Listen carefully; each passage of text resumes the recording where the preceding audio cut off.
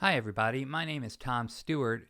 Welcome to Line of the Week number 271, Motif Development using Melodic Rhythms. It's time again to take a rhythm, add notes to it, and then improvise with it over tunes. This form of improvisation is called motif development. The chord progression for this week's line is a modified B-flat blues. The motif development tools I'm using in this example are melodic variation, extension, and fragmentation. Melodic variation refers to the same rhythm with different notes. Extension means new material added before or after a motif or a motif fragment. A fragment is an identifiable part of a motif. Before I get to the line of the week, and so we're all on the same page, here are the chords to the progression.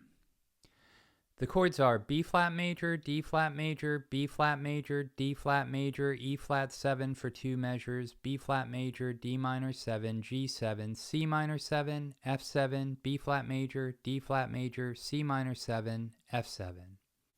Here are the chord scales I'm using for this week's line. The chord scales are useful because they contain chord tones and agreeable tensions. I use the notes from this chord sound to form shapes on the fretboard. I use notes from these shapes, often resolving non-harmonic tones by half step at or near the point of chord change. You can use any vocabulary you prefer because the focus here is on melodic rhythms and motif development. You could use chord tones, guide tones, chord scales, or a combination. Also, many chords have more than one chord scale choice. The chord scales I'm using for today's chord progression are F pentatonic, A flat major, F pentatonic, A flat major, B flat melodic minor for 2 measures, F pentatonic, C major, A flat melodic minor, B flat major, G flat melodic minor, F pentatonic, A flat major, B flat major, G flat melodic minor. Here's the melodic rhythm I'm using this week. It is 4 consecutive eighth notes starting on the upbeat of beat 2. You can try it in your own music with any instrument, any style.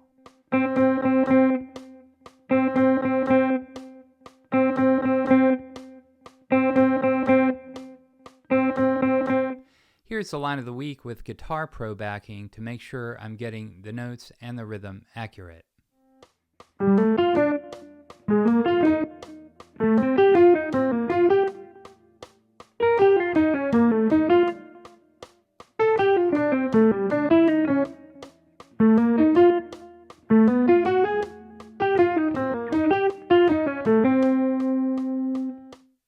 Let's look specifically at the line of the week. In measure 1, circled in red, there is the original motif, meaning the melodic rhythm with notes that fit the harmony. Measure 2 contains a melodic variation of the original motif. The rhythm is similar to the original motif, but the notes are changed to fit the chord. Measure 3 contains another melodic variation, followed by an extension of eighth notes in measure 4.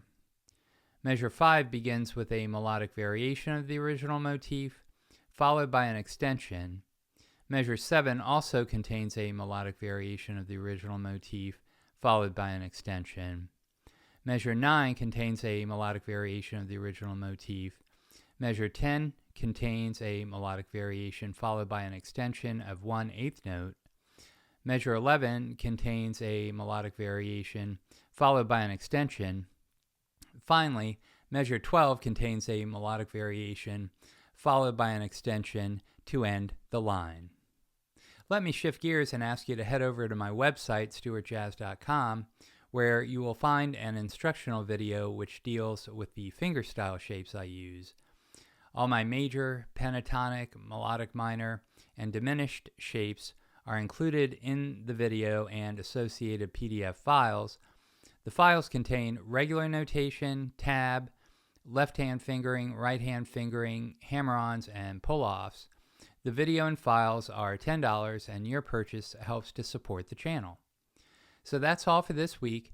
Take the melodic rhythm and see what you can do with it in your own music. Thank you very much for watching, and we'll see you next week. Bye.